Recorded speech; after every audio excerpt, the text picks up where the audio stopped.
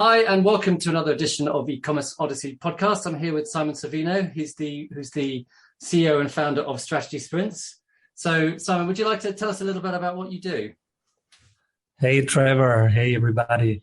Yeah, I'm doing since 20 years only one thing, and that is coaching business owners on how to go to market better. So better sales via better sales strategies and sales execution.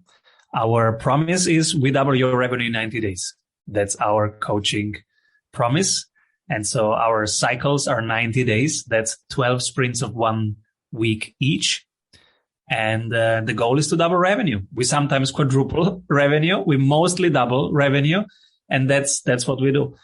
And it sounds so complicated and even impossible, but it's pretty simple. We increase the frequency of the sales by 25%.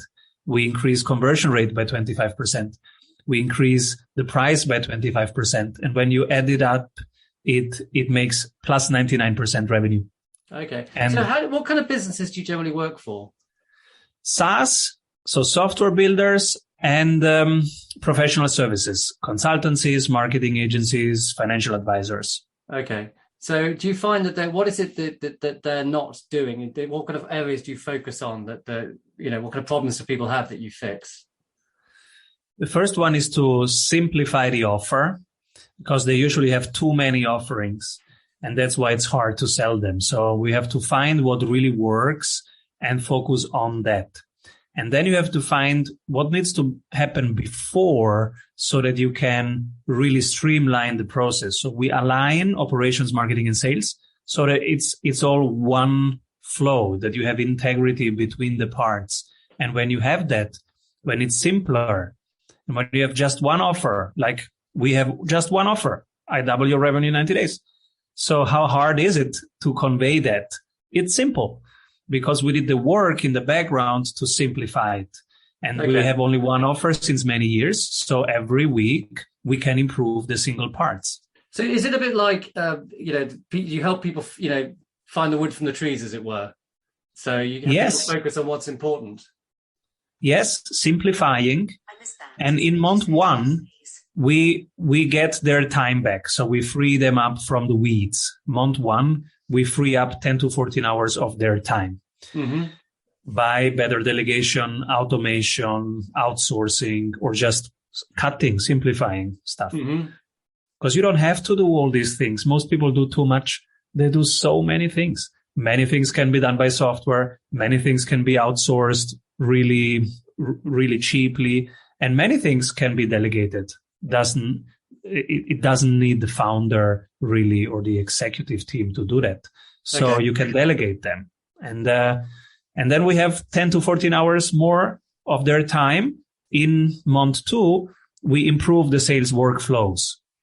So from the sales script, the offer, the pricing, and how it is sold. So then the whole deal pipeline, how many people start a conversation with you, how many people were on your website today, how many people want something from you, how do you get them on a call, how do you prepare them for the call, how you weed them out if they're not the right people so that you don't waste time in the call. So the qualifying out system and the qualifying in system, we implement that system. And then how do you onboard them? So of course, how do you close them? This is where we get the recordings, the Zoom recordings of their closing calls. And then we give them detailed feedback. Hey, look, this is where you said the price much too early. You said this word. Look at their body language. When you say this word, they don't like it at all. Look at their body language. So it's it's very kind of sales psychology kind of stuff. Exactly. Yeah, we call it sales technique. And it's really what you do when, which word, which body language to observe on the other side, and how to really understand the other person on the other side. And how to understand that relationship. Yes, a lot of it is psychology. And then when you've closed the deal, okay, how do you make the first week and the first 10 days a wow experience? Because you will need this first to get testimonials, but then also to retain them. Otherwise, they will not continue working with you if it's not really generating results and energy during working with you. So we have to also improve the client onboarding and the delivery system. That's how we call them. So do you think that people, I mean, what is it that people set up companies and that, sales isn't their thing and they need, they need, is it coaching around the sales? Is that the kind of reason why you guys are in business? Yeah, absolutely. So many teams are technical teams. So they have built an amazing thing. Like right now, we have many clients in California. They're building amazing blockchain solutions for something, for big problems. But when you ask them, look at the Ethereum founder. If you ask him, what are you doing? The other side really doesn't understand. Mm-hmm. So amazing product, but sales is not their thing. So we help them get that across. The Slack team at that time went almost bust 38 times. They were trying to explain what Slack is and nobody got it. Yeah. And then they go out of the room and they say, well, you don't have emails if you do it. What? Hey, come back. What? I can get rid of emails internally? Now I get it. Okay, I need this. But it took them 38 iterations to get that across. So everybody needs a little bit of sales help. And especially if you're a very technical team or an expert in your field, but you don't have experience in sales or you just don't like it, then you need even a coach. Do companies have their own sales kind of, they already have salespeople in place and those salespeople just aren't doing a good job? Or is it that they just don't, it's been delegated because people don't like doing it? Or some people are just a solopreneur, so they reach the limit of what they can do and then they need to get other people on board. Some people are absolute sales pros, like Anthony Iannarino just sprinted with us, and he is the sales coach North Americas. So he knows how to do it, but he needed help with his sales workflow because he was doing everything alone. And now, after 90 days, for the first time, he has an own COO, and she is taking a ton from his plate so that he can now focus on his zone of genius and create the systems, the sales, working on form, fit, and function of the sales system, form, fit, and function of the marketing system. You need time for it. So it sounds to me like, what you need is not just to use you guys, but to also have, is it that they need to invest in other parts of their business as well? It sounds like a lot of it is doing extra hiring. Of course, you need to hire. If you run a business, you need to hire. There is no way around that. It's not just the case of I'm just saying they can't. They need to be able to spend money beyond the money they're spending with you guys on expanding their business. And do you say to people, look, we're going to take you, we think we can help you, but you need to be prepared to spend this amount of money on these things first? Or how does it work? Yes, because of course, life goes on, even when you have a sprint coach. So yes, you need to build a website. If you don't have a website, you need to hire, you need to run computers. No, sure. Just saying, because they have these expenses. The point I'm trying to get across is that it seems to me that, that if the advice that you give people is that they need to, a lot of it seems to be that it's hiring extra people. So that what are the kind of qualifications that people need in order to make best use of your service? They only need a CRM. That's it in place. They need nothing else.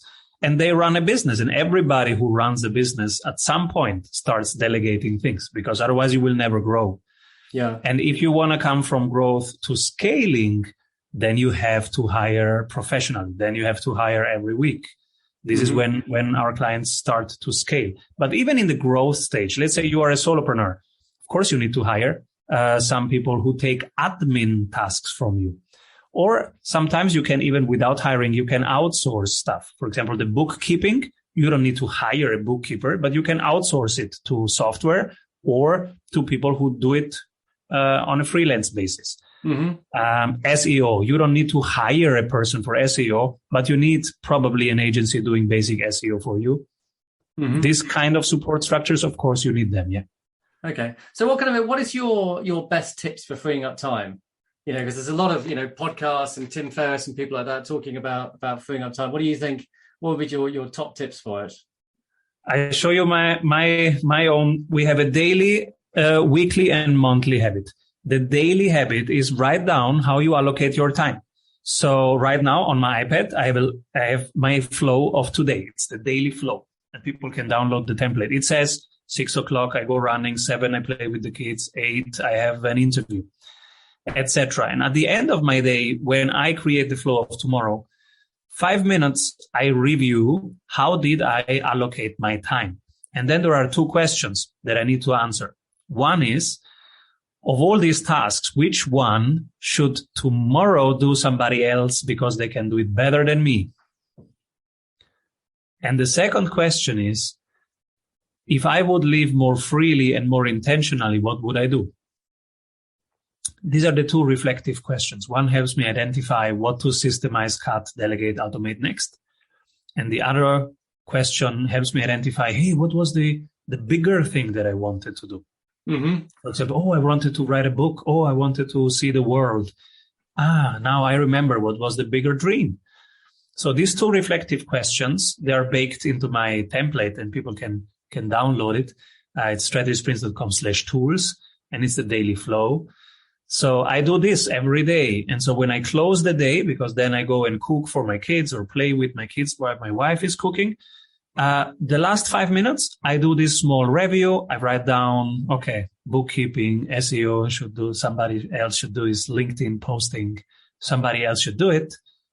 And then so over the days and over weeks, it becomes very clear, what do I need to delegate next? Which key roles do I need to hire? Because, I know from experience that this is what I need now. Because I think it's interesting, because I think a lot of kind of time-saving stuff is all about doing things more quickly without really asking, do we need to do these things at all? No, yeah, there are different productivity schools. There is the productivity schools, which is just cramp more into 1 hour and find the shortcuts. Yeah, that's not my productivity school.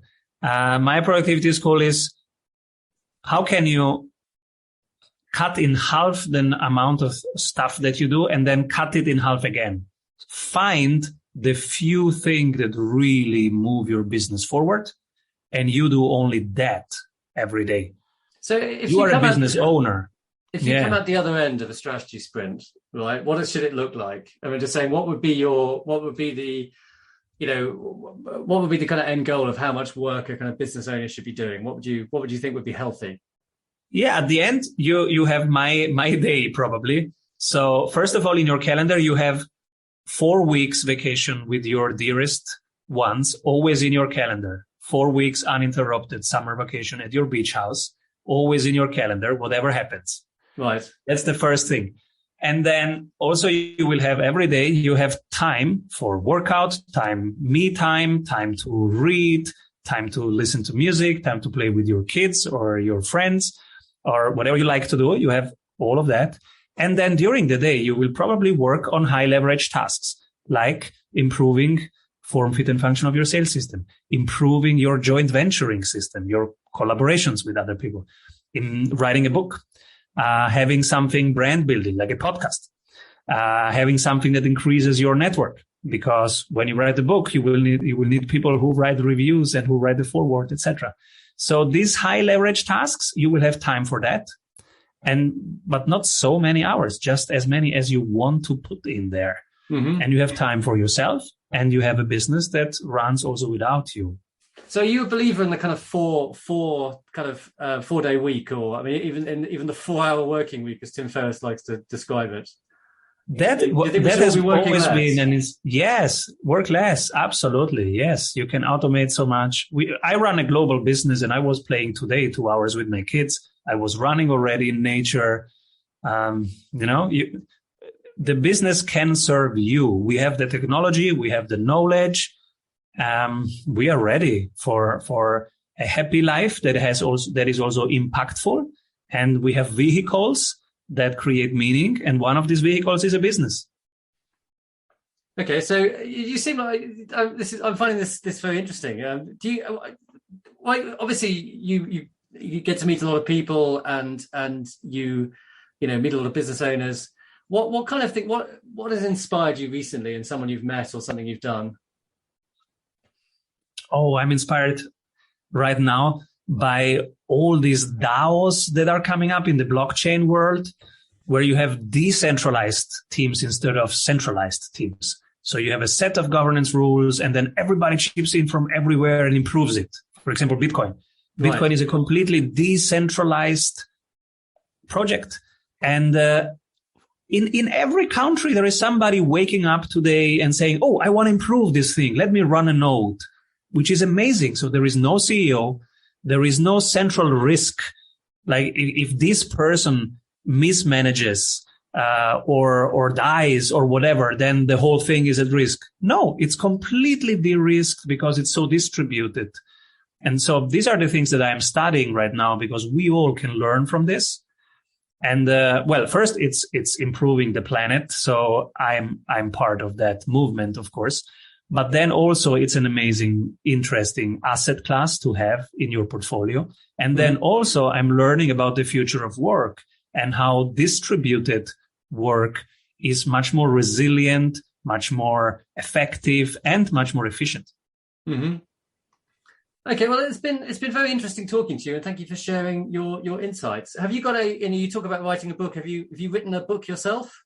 Yes, it's called Strategy Sprints. Excellent. And it comes out in January, and we will promote it on the Growth Festival. The Growth Festival is where we have 9 expert masterclasses where experts of their field help us solve the big problems: how to sell, how to market, how to hire, all these big problems that we all have.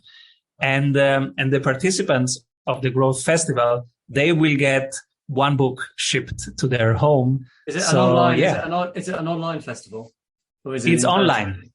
It's online. strategysprints.com/growth-festival. Because, we are, many of us will be in lockdown in January. So I don't want to exclude anybody. The festival, Austria definitely, and many other countries also. And so the festival will come to you. Excellent. Stefano, it's been lovely speaking to you, and good luck with your exciting work. Thank you, everybody. Keep rolling. Thanks. Bye-bye.